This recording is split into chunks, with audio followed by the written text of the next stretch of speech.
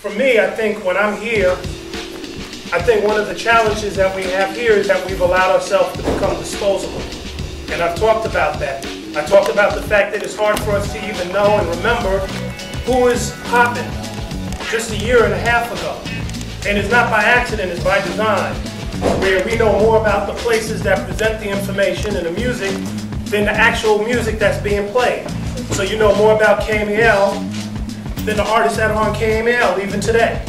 And you might have heard some of those groups 8 or 9 times.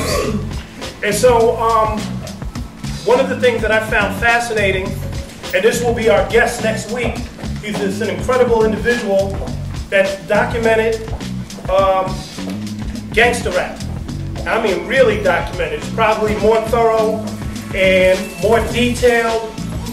And I'm going to talk about dotting the I's and crossing the T's. Sergeant Ron Starworth is the definitive expert when it comes to gangster rap and the culture that's behind it. Today we are celebrating the anniversary of what many people consider, at least this particular generation's foray into politics or hip-hop activism, and that was the fight against Prop 21. Does anybody know about Prop 21? Anybody raise your hand? Does anybody know, or have you ever heard of Third Eye Movement, Ella Baker Center, or anybody, I'm talking to myself, anybody never heard of those? So 10 years ago, there was a proposal, Prop 21, that was put on the ballot, which would basically allow the police to stop you and classify you and detain you if they thought that you were a gang member. And a gang was being defined as 3 people standing around who looked alike or dressed alike. It would also allow anybody who was 14 to be tried as an adult. And there was a wonderful movement that broke out here with people your age in high school, where folks came together from all these different organizations, from Concord all the way down to San Jose, with Oakland and San Francisco being the epicenter. And there was a lot of groups like the Ella Baker Center, Third Eye Movement, See Beyond, Olean. I mean, there was a whole bunch of them that came together, and many people talk about that being the start of what we call hip-hop activism, with so many people coming together, and mostly young people engaging each other, politicizing each other. So it was a wonderful time, and just like a lot of our histories and a lot of our stories, that's not the one they talk about. That's the one that gets kind of obscure. And so even today, you know, Van Jones, that's where he came out. When Glenn Beck went looking for dirt, he was pulling up his activities with a group called Storm that was out here. When they were smashing on the police for the shooting of Sheila DeToy out of San Francisco, and Aaron Williams, who got not shot but tased or whatever, there was all this stuff that was going on. And for a lot of people that were involved in it, and I'm not talking about there was a lot, it was a beautiful time. This was for that generation of people 10 years ago. That was their equivalent to the civil rights struggle and other things. And so I just bring this up because, you know, today as we speak, many of those people have gathered, just like coincident, because they have a gang injunction that they're fighting over in Oakland. So people got together for that. But it happens to fall on the same day as the anniversary of some of this, and I thought it was important that we acknowledge it. Of course, we have 2 other things that have happened. We had the passing of the civil rights pioneer and just the freedom fighter in general. You had a question back there? I'm going to talk about that. So we have the passing of a pioneer. Her name was Dorothy Height, Dr. Dorothy Height. Have people heard of her? How many people have heard of Dr. Dorothy Height? So, okay. So that's an important figure to know. She worked closely with Dr. King.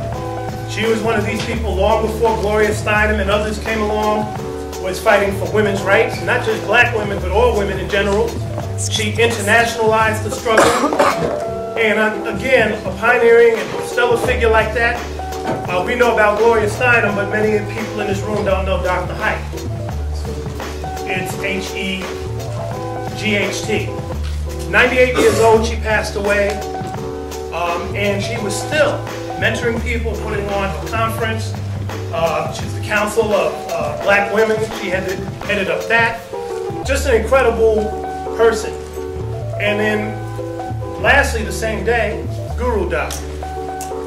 Now, many people in this class, I would assume, know who Guru was, but surprisingly, a whole lot of people did not know who he was. At least when I put it out. There were people like, what, Gangstarr, what is that? When did they come out? And then all of a sudden, everybody started doing tributes and mixtapes, and people were doing all this stuff. Radio stations wanted to do things, but they hadn't played a Gangstarr record in 10 years. Which just kind of underscored a couple of things. One, some of this history, I don't know if it's something that you all are embracing or care to anymore. And if you don't, I understand, but it's not just not embracing the history of Guru, or not embracing the history of a Dr. Height, or not knowing about a Prop 21, but if you're not really understanding some of this stuff, I'm afraid that there's going to be mistakes that are repeated over and over again.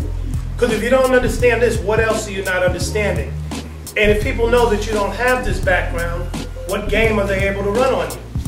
What sort of things are they able to present to you and say this is brand new, and people sign on the dotted line and sign off on it, and we wind up going down a path and not realizing that that path might lead us to mistakes. You know, one of the things we talked about is just this whole phenomenon in the music industry, as we pointed out last week. How do you have platinum selling artists being broke? How does that happen? How does somebody sell 1 million records and still owe the record label money? Because half the time they never paid attention to the people that were being gotten by the very same people that got them. They didn't pay attention. So they sign up, want to be on TV, want to be on BET, be on KML, and still signing the same deals as their fathers and grandfathers. Record label gets 90%, maybe they get 10 at most. And you know, and this was something that we talked about last week. So I wanted you all to just think about that, because one, there's a lot of heroes and sheroes that I think we should be gleaning a lot of information from. It ties into some of the stuff that Brian and his people are doing with this movie, and putting some information out there, you know, starting with Jake Dilla. Do you all know him? You know what he's about? You all know everything about him? Do you know that history? What was going on in Detroit when he came out? What was the music scene? Was he around when techno was jumping off? Do you know the other artists other than Eminem out of Detroit? What did that mean? All that stuff is important at the end of the day. And right now, I mean, as your age, you might not think of it as important, but there's going to come a time when your history gets rewritten or obscured, and it's going to bother you a lot. There's going to be a time when people are going to be like, I don't care about no San Francisco State or hip-hop class or whatever, and it's going to be something where you're going to be like, no, you really need to remember, or you're going to have kids, and you're going to be trying to explain some things to them, and they're not going to hear it. And so the only thing that I just want to underscore is that when we talk about history, it's not just about regurgitating it, but it's really understanding it. Is that making sense? Am I making sense on this? So understanding it in its context that it came, or events occurred, understanding the political, social, political significance, all those different things. So I'll just leave you with that. Any questions, thoughts, anybody comments about Guru passing?